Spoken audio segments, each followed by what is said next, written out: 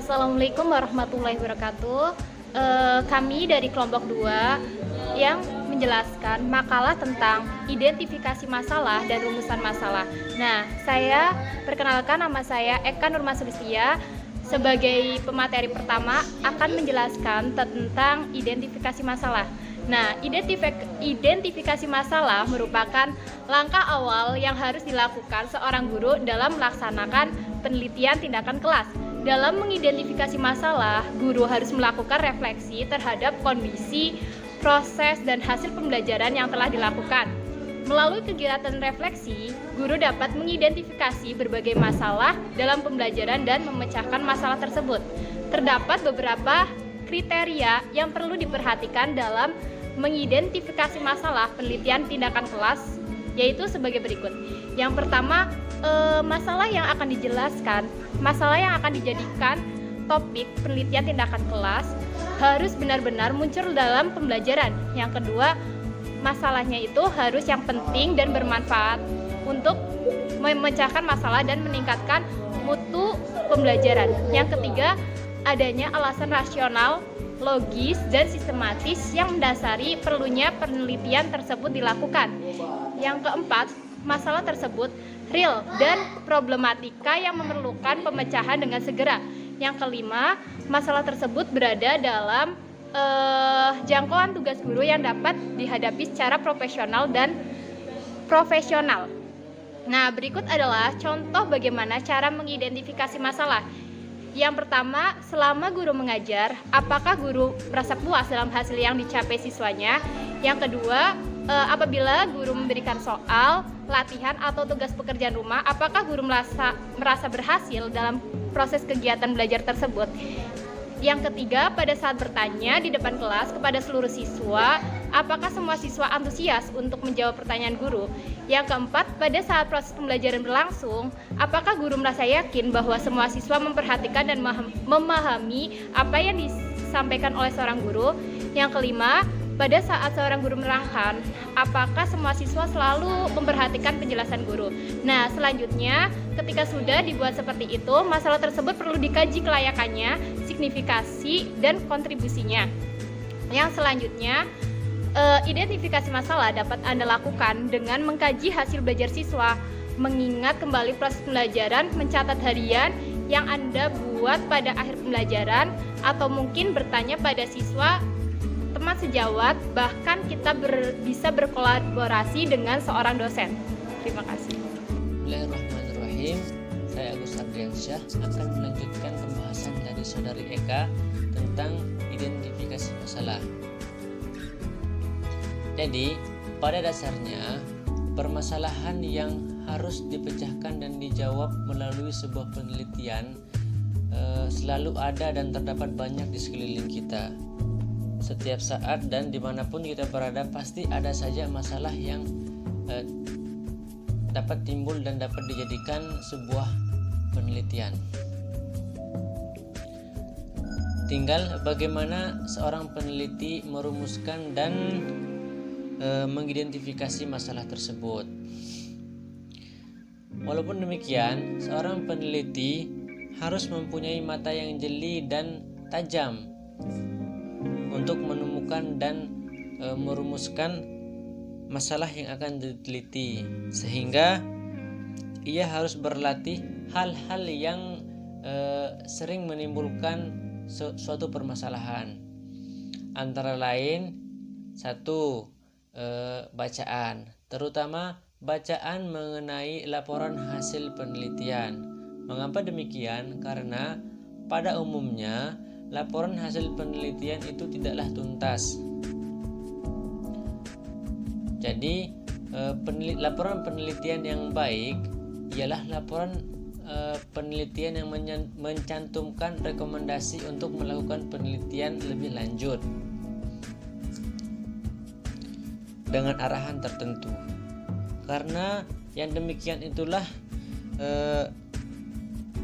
maka ilmu pengetahuan akan mengalami perkembangan dan mengalami sebuah kemajuan. Pada umumnya, pada pertemuan ilmiah, para peserta akan melihat dan menemukan hal-hal yang dipersoalkan secara profesional. Dengan kemampuan profesional, peneliti menemukan, melihat, mengidentifikasi, dan menyimpulkan serta mempersoalkan hal-hal yang dijadikan pokok pembicaraan, sehingga mudah sekali untuk memunculkan atau menemukan masalah-masalah yang bisa dijadikan bahan penelitian. Kemudian pernyataan pemegang otoritas.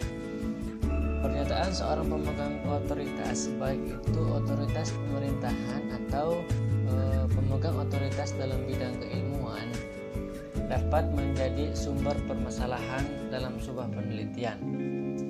Misalnya, pernyataan seorang Menteri Pendidikan dan Kebudayaan mengenai rendahnya daya serap murid SMA pada masa pandemi. Maka secara otomatis pernyataan tersebut dapat mengundang sebuah penelitian atau berbagai macam penelitian. Kemudian pengamatan skeptis atau sekilas. Jadi seringkali seseorang menemukan sebuah permasalahan penelitian ketika ia berada dalam sebuah perjalanan atau sebuah peninjauan.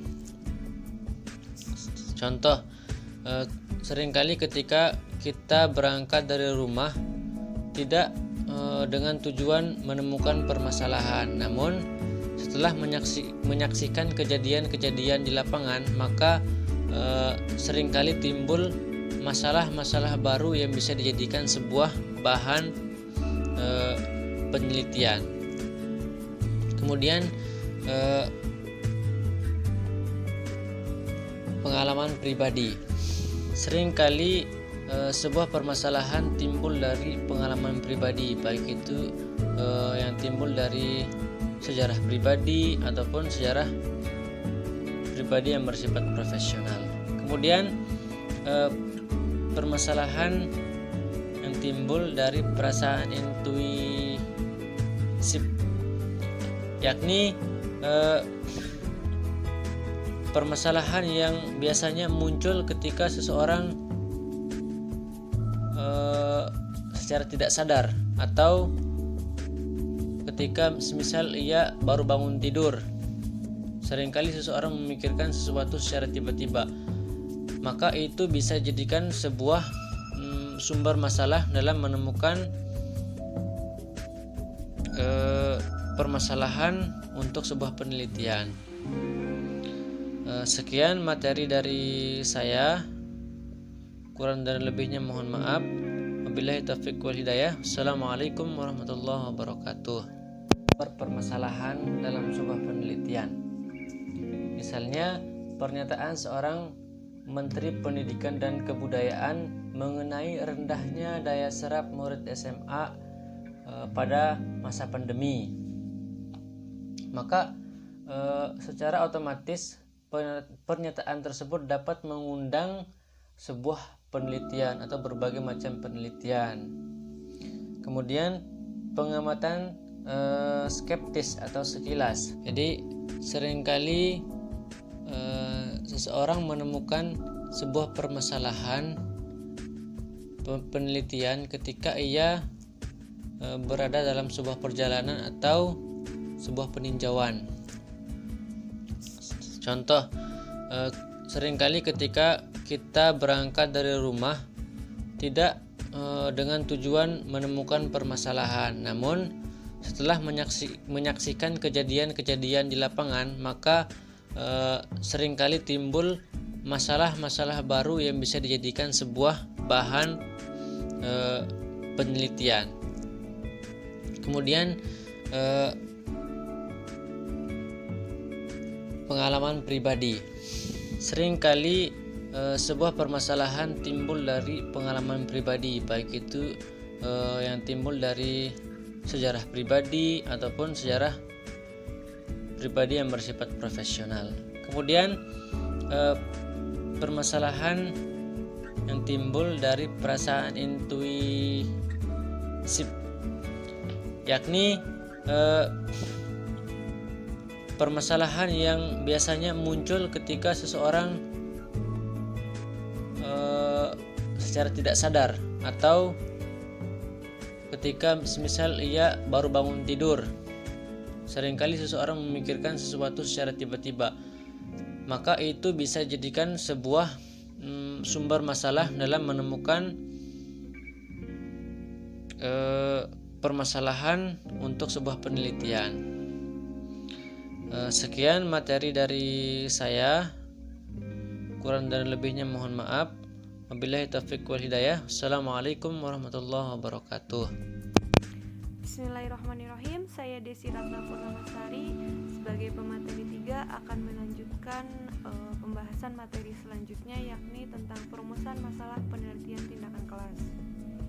Nah, rumusan masalah adalah bagian terpenting dalam suatu penelitian, bahwa pada intinya rumusan masalah seharusnya mengandung deskripsi tentang kenyataan yang ada dan keadaan yang diinginkan. Nah, dalam merumuskan masalah penelitian tindakan kelas ini ada beberapa petunjuk yang dapat digunakan sebagai acuan. Beberapa petunjuk tersebut antara lain, yang pertama, masalah hendaknya dirumuskan secara jelas, dalam arti tidak mempunyai makna ganda dan pada umumnya dapat dituangkan pada kalimat tanya. Nah, yang kedua, rumusan masalah hendaknya menunjukkan jenis tindakan yang akan dilakukan dan hubungannya dengan variabel lain. Nah, kemudian yang ketiga, rumusan masalah hendaknya dapat diuji secara empirik. Artinya, dengan rumusan masalah itu memungkinkan dikumpulkannya data untuk menjawab pertanyaan tersebut. Nah, selain itu, rumusan masalah yang harus dirumuskan itu secara operasional sehingga perbaikan pembelajaran saat PTK dilaksanakan dapat terarah. Yang harus diperhatikan juga yakni dalam menuliskan rumusan masalah PTK. Rumusan hasil yang diharapkan telah mengemukakan hasil yang diharapkan bagi siswa dan praktisi yang dimuat dalam kalimat tanya. Nah, kata tanya yang digunakan untuk membuat rumusan masalah PTK adalah kata tanya apakah dan kata tanya bagaimana. Namun, beberapa narasumber dan pengalaman penulis dalam menyusun PTK ini lebih menyarankan menggunakan kata tanya bagaimana untuk memulai rumusan masalah dibandingkan dengan kata tanya apakah. Alasannya, karena kata tanya apakah itu cenderung merujuk pada jawaban yang singkat seperti ya atau tidak, dan seperti itu tuh lebih cocok digunakan untuk penelitian kuantitatif. Nah, sementara kata tanya bagaimana lebih merujuk pada jawaban atau menuntut jawaban yang lebih panjang sebagai bentuk penjelasan terhadap fokus penelitian. Nah, tentu guru yang akan melaksanakan PTK ini harus benar-benar memfokuskan permasalahan untuk diteliti. Ada baiknya guru melakukan diskusi dengan guru teman sejawat atau meminta bantuan dosen LPTK yang telah terbiasa menggunakan model penelitian tindakan ini. Nah, sekian dari saya, kurang lebihnya mohon maaf. Wassalamualaikum warahmatullahi wabarakatuh.